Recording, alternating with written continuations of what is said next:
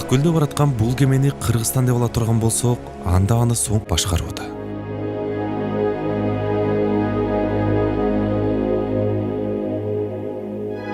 Ушуга кантип чыдап отурасыңар? Кантип ушуган дитиңер барып добуш берип атасыңар? Депутат кезинде саясий окуялардан улам кылмышчы козголгондо чет өлкөгө чыгып, кийин камалып, кыргыз саясатындагы эң татаал жолду басып өткөн соң абактан түз эле мамлекет башына келген Жапаровдун феномени эмнеде?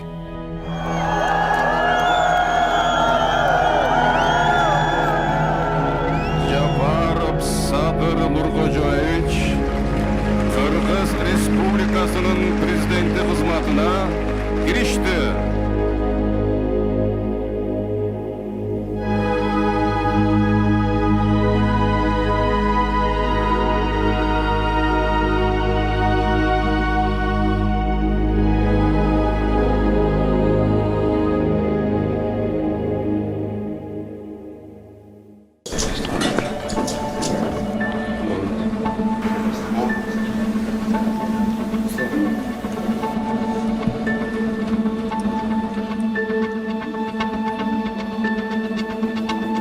Төрт жыл болду. Вообще берелекмин. Только неме менен берем.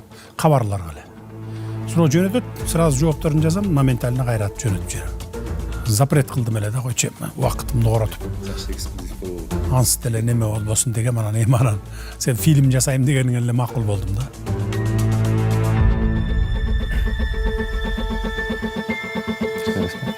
Садыр Нуркожоевич, анда маегибизди Жанакы неме мыйзам боюнча өлүм жазасы кирсинби же кирбесинби деп атпайбызбы, ошону референдумга алып чыгабыз да. Биринчи талкууга коебуз, коомдук талкууга. Анан кийин 2020 жылдын 6 октябрындагы таңы биздин өмүр бою эсибизде кала турган окуялардын бири. Себеби дегенде ошол маалда Садыр Нуркожоевич экөөбүз эле алып президенттин милдетин аткаруучу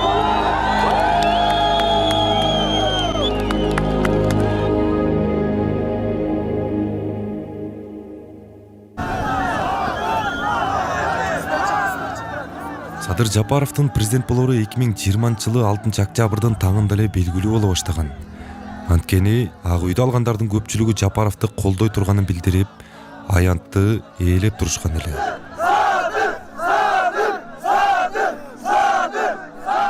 Ошол жерде октябрь окуяларын чагылдырган журналист катары мен дагы бар болчумун. Мага 3,5 жыл абакта жаткан соң тарапташтардын алдына чыккан Жапаровдун ошол күнү эмнени ойлоп, өзүнө кандай максат койгону дайыма кызык болгон. Мен камалып жаткан жерге барганда эле ошо бир мен ошолорду көрүп эле маган үмүт артып атканын сездим. Аянтка келгенде аякта бир 20 миңдей адам болуп кетти. Ого өтер мен ушу бул бир гана ушу маган үмүт артып калган экен дедим. Анткени мурда байланышып атканда тарапташтар менен, мекенчилдер менен, эл менен байланышып отурганда анан отуруп комментарийлерди окуганда деле көп жазып атчу. Бир эле үмүтүбүз ушу Садыр Жапаровдо калды. Ошону чыгарып келип президент кылыш керек. Ошондо ушул оңойт болуш керек деген үмүттү окучум да. Анан сезип турчумун. Анан келип тургандан кийин айттым, мына мен баарын кылам, силер мени ууп эле тургула, тарагыла, мародерчулук кылбагыла, талкалабагыла, өрттөбөгүлө эч нерсени. Бул өзүңөрдүн эле мүлкүңөр. Мына ак үйдү талкалап салыпсыңар, болду, андан башка эч нерсени талкалабагыла деп туруп айтып, анан кийин мен баарын кылам, силердин үмүтүңөрдү актайм мен деп айтып аттым. Акырын тарап кетиңиздер. Бул жерге тарап кетиңиздер. Биз барып уксаңыз. Биз барып туруп бийликти легитимизациясы боюнча иш жүргүзөлү.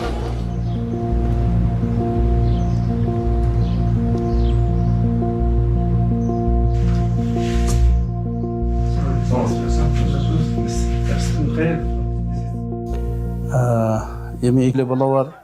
Бизди деле тебелеп кетейин деп атат да. Эптеп зорго ошол жерге жеттик да. Анан ошол жерде элдин ошол алдына биринчи ирет ошол акыркы бир 7-8 жылда биринчи ирет чогуу чыктык да.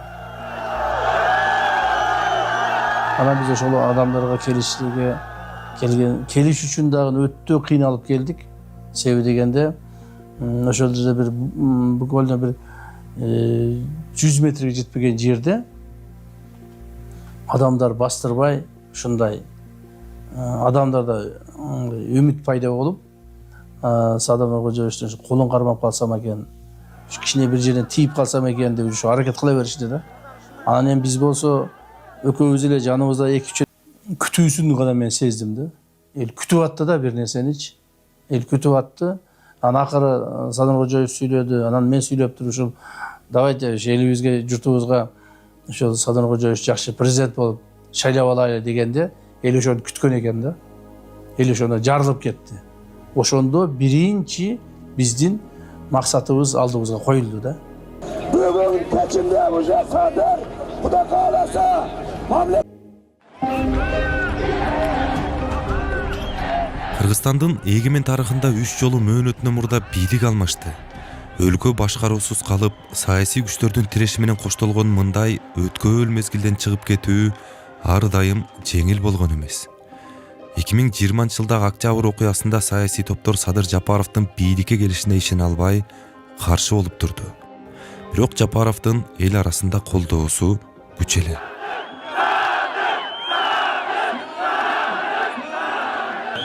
Муну Айриай же болбосо эл аралык республикалык институттун изилдөөсү да көрсөтүп турган.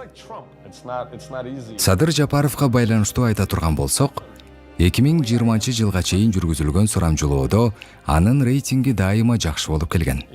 Башкача айтканда, дайыма туруктуу колдоочулары болгон. Кумтөр маселеси үчүн күрөшүп жүргөн мезгилден тартып эле эл аны өз кызыкчылыгын коргой ала турган, керек болсо бийликке каршы туруп, эл тарапта боло алган саясатчы катары кабылдап келген. 2021-жылы президенттик шайлоо алдында жолукканда ал мага абдан бир кызыктуу суроо берди. Ал мен жөнүндө оюң кандай деп сурады. Мен ойлонуп калдым. Себеби мындай суроого дароо жооп бере албайсың. Бирок бул суроого мындай деп жооп бердим. Акаев, Бакиев, Атамбаев, Жээнбеков анан Садыр дедим. Эл башка президенттерди фамилиясынан, ал эми Жапаровду атынан тааныганы анын элге жакындыгын түшүндүрөт. Ушул аралыкта бир кыска бир 10 күн болгону менен чындыгында эле аябай көп окуя болду. Анан сизден сурайын дегеним, кайсыл учур болбосун кырдаал колдон чыгып мындай өлкөдө башламандык болуп кетүү, коркунучу же болбосо тобокелчилиги бар беле ошол учурда? Сөзсүз бар болчу, анткени сырткы күчтөр дагы өтө катуу кийлигишип турган.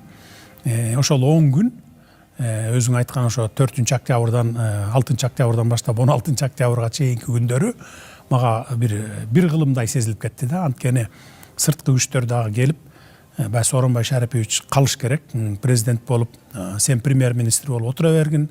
Анан Сооронбай Шарипович шайлоону өткөрүп, кайра шайлоону, жаңы шайлоону өткөрүп коюп анан кетет, андан кийин деле шайлоо болот, анан сен болосуң деген сөздөр болду. Мен ага таптакыр макул болбой турдум, анткени анда уже ал ошол мезгилде Сооронбай Шариповичти калтырып койгондо андан кийин кала берет болчу. Мен болсо 1-2 ай иштеп туруп премьерликтен кетет элем дагы, кайра эле ошондой окуя баягы эле илгерки нерсе улана берет эле да.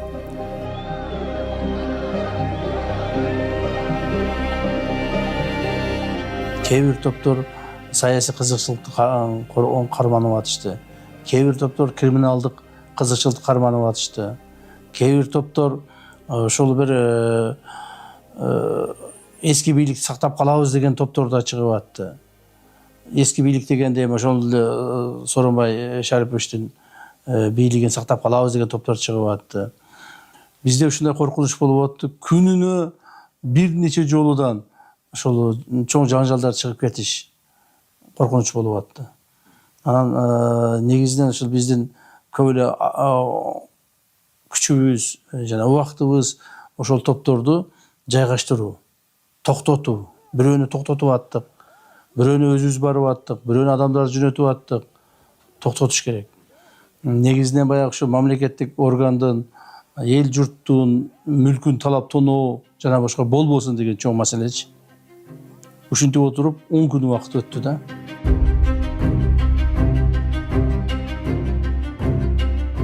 Бут тозуулар пайда болду. Баягы депутаттар толук чогулбай калды. Анан баягы ишеним кат менен шайлашты, анан андай болбойт эле, ар ким өзү катышыш керек эле дегендей. Анан где-то бир 10-дорунда экен, кайрадан чогулуп дагы шайлады. Анда деле андан кийин эртеси күнү дагы айтып чыккандар болду. Жок, бул туура эмес болуп калды, андай болуп калды, мындай болуп калды. Анан акыркы жолу ушу 14-октябрь бекен резиденцияга чогулуп, Энес айдан болуш керек эле. Же аркы конгресс колдонбу. В общем, эң 3-чү жолу кайра шайлап, анан ошондо мына эми толук болду деди. А негизи биринчи жолку эле өзү негизи толук кандуу болгон. Анан ошондон кийин анан 14-түү болуш керек эле. Кайра шайлап, анан 15-inde Сооронбай Шарипович менен чечишип, кол коюшуп, макулдашып, анан 16-сында анан Сооронбай Шарипович отставкага кеттим, мына мен тапшырдым деп, анан кийин парламент аркылуу премьер-министр, ИО президента деп, анан толук бийлик 2 тизгин 1 жыл бир колго тийди. Ошондон кийин анан иштер башталды. Мына өзүңүздөр жыйынтыгын көрүп отургандай, уже 5-жыл болду. Жыйынтыгын өзүңүздөр көрүп атасыңар.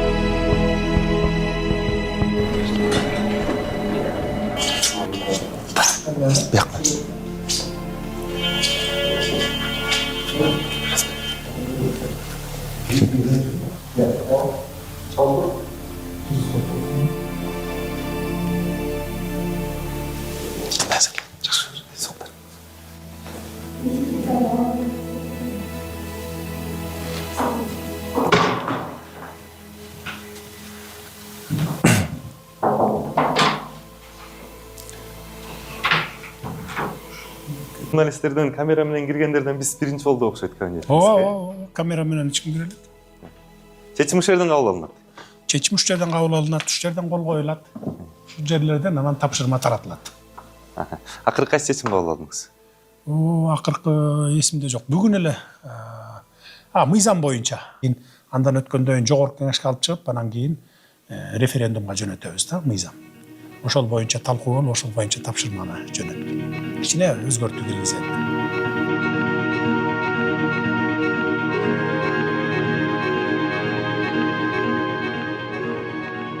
Садыр Жапаров бийликке келгенден кийин анын Кумтөр алтын кени боюнча да чечимин күткөндөр көп болду. Бул чечим Жапаровдун саясий эркин сынап, анын канчалык чечкиндүү экенин көрсөтмөк. Анткени Жапаров 2010-жылы 2-жол депутат болуп шайланып келгенден кийин Кумтөрдү мамлекетке кайтарып алуу сунушун айтып, алтын кенге байланыштуу маселе анын негизги темасына айланган. Эмне үчүн муну кылбайбыз?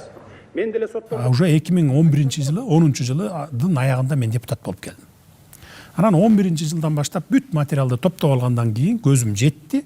Кумтөрдү өзүбүзгө алсак болот экен. Комиссия түздүм, мени председатель кылышты. Ал да оңой эмес менен түзүлдү. Анткени эми Кумтөр мафиясы ал тиги чет өлкөдө эле эмес да, биздин Кыргызстандын ичинде дагы укмуштуудай мафия болчу да. Бул эң күчтүү мафия десек болот да, анткени аякта миллиарддаган долларлар тегеренип турат. Азыр деле көрүп атпайсыңарбы мынакей. Анан төрага болгондон кийин бардым дагы уже 4 айдын ичинде текшердим, күнү-түнү дебей уктабай.